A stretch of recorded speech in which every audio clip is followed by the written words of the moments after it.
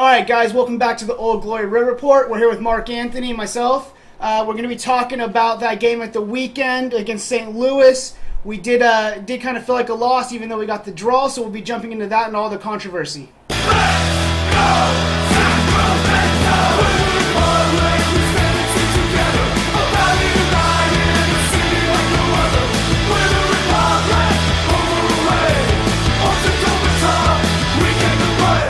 All right, guys, so that was a very disappointing game against St. Louis. You know, it felt like a loss, even though we got a point.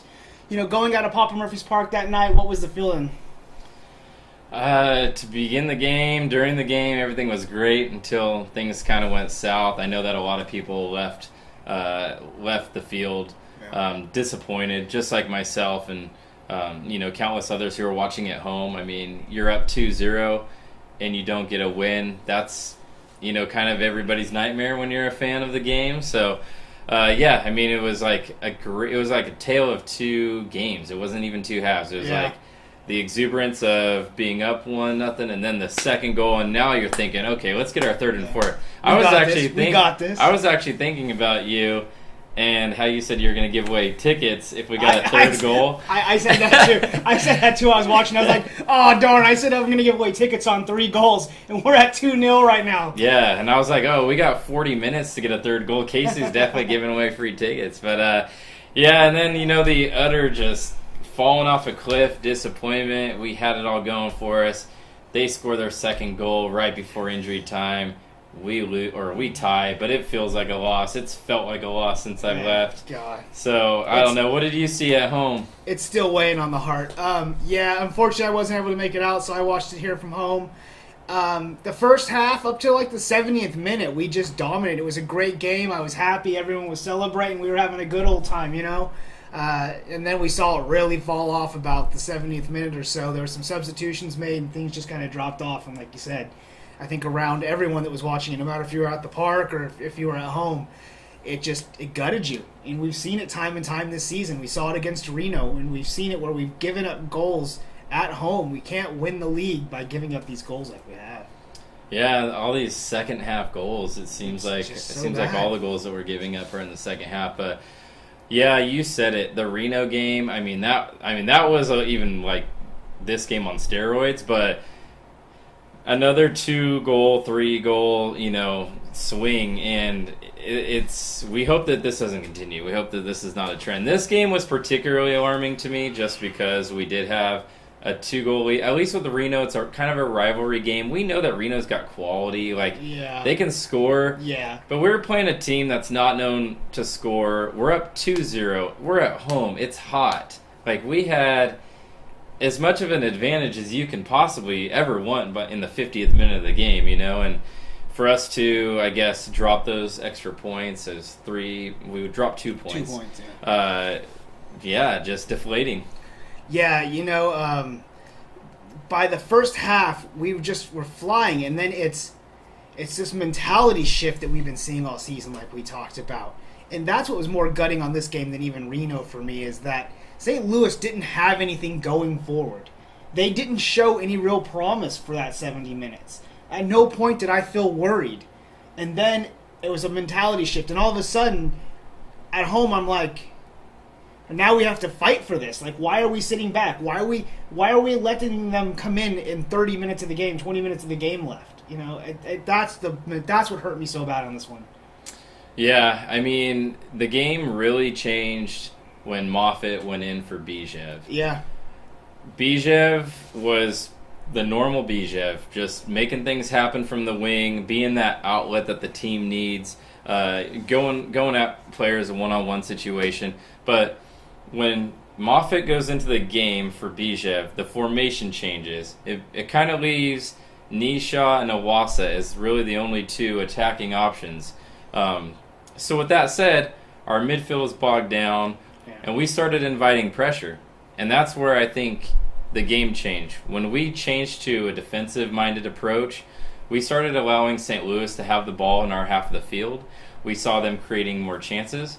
And we saw, because we were sitting so far back, when we would lose the ball, they were in a better position to go forward. And it was like we were on our heels the entire last 25, 30 minutes or so. Yeah, and some silly fouls, too. I mean, when they're inviting pressure like you're saying, you can't give them fouls around the box like that. It's giving them the opportunity to get all those big guys up there and get a goal against you. And we saw that, and that's what got them that first goal. And it was a great free kick, but I think it was Nishaw that made that.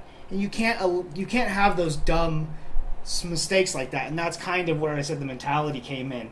It was just little mistakes after mistake in those last 20 minutes. Yeah, and it's that mental lapse. I mean, like you said, Nishaw commits the foul there. I mean, he's obviously not trying to foul anyone, but he gets a little careless there. He commits a foul.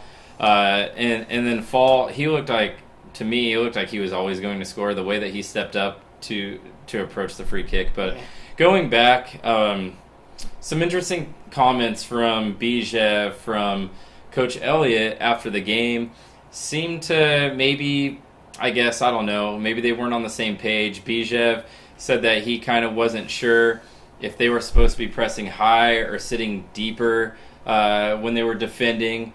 Elliott even mentioned that he wasn't sure why the team stopped pressing. Yeah. So maybe there was a little lack of communication maybe between the coaching staff and the players. Is that something that you think as well? Or? Well, yeah, I watched those videos that you were talking about, and they are up on our Facebook, so head over there and check those out. And yeah, it just sounded like there wasn't communication going on, and I've been on Elliott's side most of the season. I think he's made some great tactical decisions. I think he's done very well for us. He's got us some points when maybe the guys were down. He went and fought for the game and got them. But I think it was the tactical changes he made that let us down on this one, and I think a lot of the weight has got to go on him. Now, I'm not sure if the guys got a little tired out there, and maybe that's what caused them to sit back. But it seems like as soon as those subs happened, they sat back immediately. So to me, it doesn't seem like they were tired. To me, it seems like they thought the coach wanted them to sit back a little bit. And so if that's the case, it's got to lay on Elliott's shoulders. Yeah, and our team has played a lot of games recently. Definitely more games than our opponents have played recently the last few matches. But yeah, I mean, if it was fatigue, I think we would have saw our team kind of flame out early in that game. But I didn't see that at all. We started the second half with a goal, and we were pushing the game. Even after we scored the second goal, Bijev even noted it in the post-match interview with him.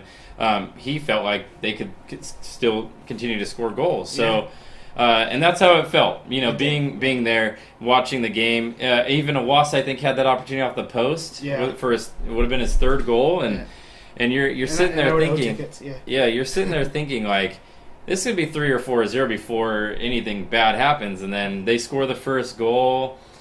And then you see kind of the change in approach, and then it's like you're holding on, for dear life. And that's a little frustrating, and I don't know. I don't think that plays into what we're good at. Our team is better off pressing teams, and I think that even with a 2-goal lead, you don't really want to go into a defensive shell even with a 2-goal lead until about 5 to 10 minutes left. 25 minutes left is too early, in my opinion. Because we all know a 2-goal lead is the most dangerous lead in soccer. Yeah, we that's saw it time and time already this season. That's exactly what you're told when you're a kid. And it's true, because you get off the gas pedal, and then you get scored on, and then it's a completely different game. All of a sudden, your comfort level goes to 0. Well, it's hard to shift back. Once you get that first goal, then it's hard to get back and try to go get another one to give yourself that other goal again. And they're revving up because they have the momentum going in their favor. So yeah, it's extremely difficult to match that intensity by your opponent when they now finally feel like they're in the game. Yeah, and we've had this issue all season, like I kind of been talking about here. Is it's coming down to not being able to close games out again against Reno, and some of these losses that we've had where we let them get that late goal and we can't get the equalizer. Is we can't see a game out. You said it. We're not a team to sit back, so let's hold the ball. Let's play possession. We don't have to necessarily bing the ball over the top. Let's just control it. Let's learn how to play these games out, and I think that's where Elliott's also at fault, is he really needs to show this team and lead this team on how to see these games out with a better mentality that we've been seeing this season. Not to take away the great performances we've had from the boys this season, but we have seen a lot of just letting points slip. Yeah. And I think, too, that, there's a couple ways to approach closing out games. For our team and for how good our team is, I think a possession-based approach or even a higher pressing approach is better because we're a very good high-press team. Yeah. And our identity is not sit back and weather the storm. No, and we saw it. We suck at it, so don't do it.